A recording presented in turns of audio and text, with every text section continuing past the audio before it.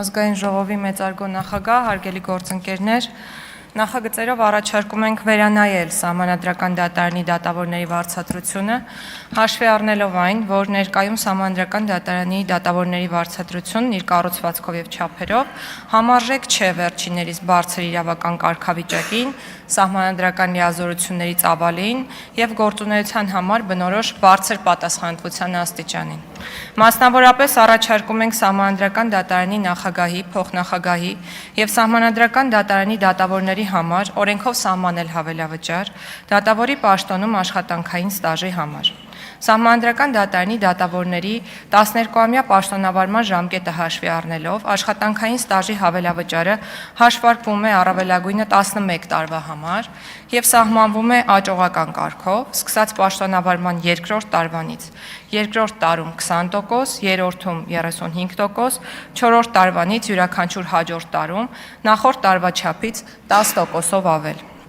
Նշեմ նաև, որ նախագծի անցումային դրույթների ուժով հավելավճարի հաշվարկման համար հաշվի են առնվելու օրենքն ուժի մեջ մտնելու պահի դրությամբ Սահմանադրական դատարանի դատավորի պաշտոնում աշխատած լրիվ տարիները,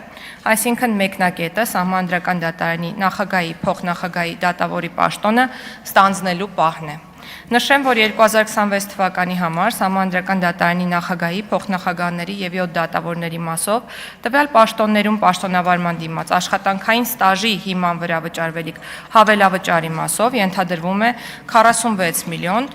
775 հազար 40 դրամի ծախս, որը լրացուցիչ ծախսային պարտավորություն է։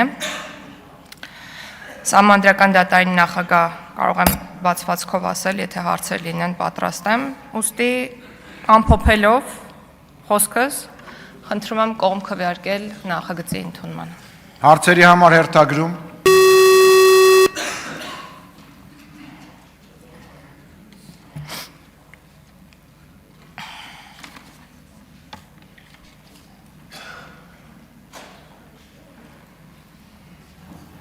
Արծվիկ Մինասյան, համեցեք։ Տիկին Գալյան, ինչու սա 26 թվականի պետական բյուջեի քննարկման ժամանակ չառաջացավ այս հարցը, այլ հիմա է առաջանում, ինչով է պայմանավորված, մանավանդ որ խոսքը գնում է սահմանադրությունը կատարումը երաշխավորող կարևորագույն մարմնի մասին եւ ինչով է պայմանավորված այս տարվա կեսի մոտեցող ժամանակահատվածում այդ փոփոխությունը, երկրորդը ինչ հարաբերակցության մեջ է գտնվում Վճռաբեկ դատարանի Պարոն Մինասյան, մի քիչ բարձր է։ Երկրորդ հարցից որ խնդրեմ նորից կասեմ։ Աղմուկն է ուղղակի շատ։ Ինչ հարաբերակցության մեջ է գտնվում Վճռաբեկ դատարանի նախագահի եւ պալատների անդամների վարձատրության հարաբերակցությունը եւ երրորդը, երբ ասում է 10%, 35%-ի 10% հավելումն է, դա թե 35%-ին գումարած 10%, այսինքն 45%,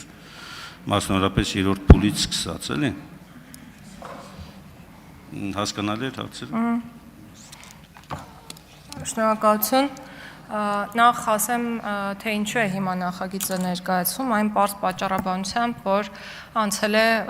ստիպված է եղել անցնել որոշակի պրոցես, այսինքն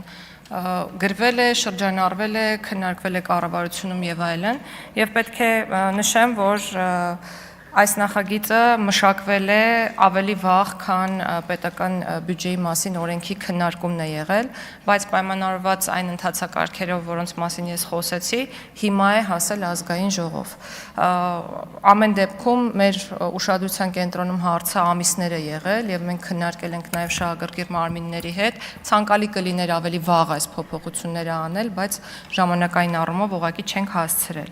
Հավելավճարի հաշվարկման կարգի հետ կապված եթե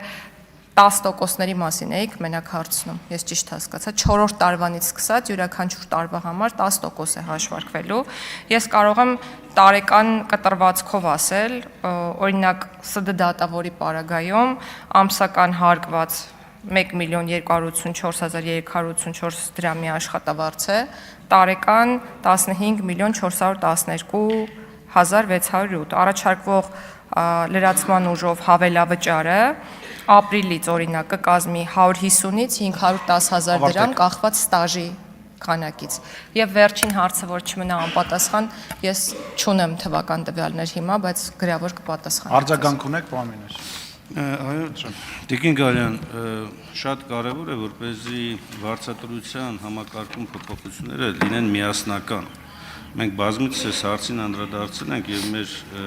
քննարկման հիմնական քննադատության թիրախը հենց եղել է այն, որ կտրտված են ներկայացվում տարբեր կարևորագույն հաստատությունների վարձատրության համակարգերը իրարից տարանջատված են լինում։ Բնականաբար հարցի նաև նպատակը սա էր, ինչու միասնական մոտեցում չի ցուցաբերվում, օրինակ եթե դատական համակարգի մասն ենք խոսում, ոչ դատական համակարգի,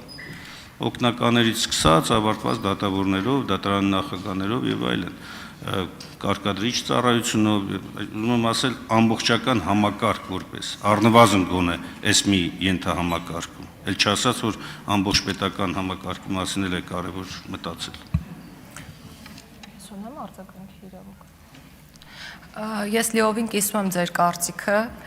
եւ մենք գնում ենք այդ ուղղությամբ։ Նույն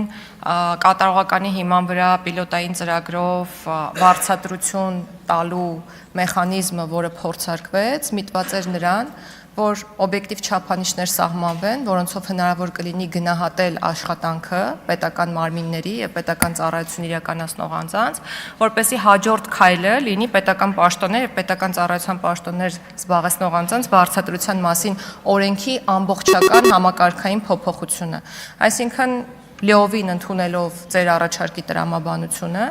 կառավարությունը իրականում շարժվում է հենց այդ ուղղությամբ եւ մենք առաջարկելու ենք համակարգային փոփոխություններ բոլոր պաշտոնատար անձանց վարձատրության հետ կապված։ Բաժանորդագրվեք Արմատ մեդիայի ալիքներին YouTube-ում, Facebook-ում, Instagram-ում եւ Telegram-ում։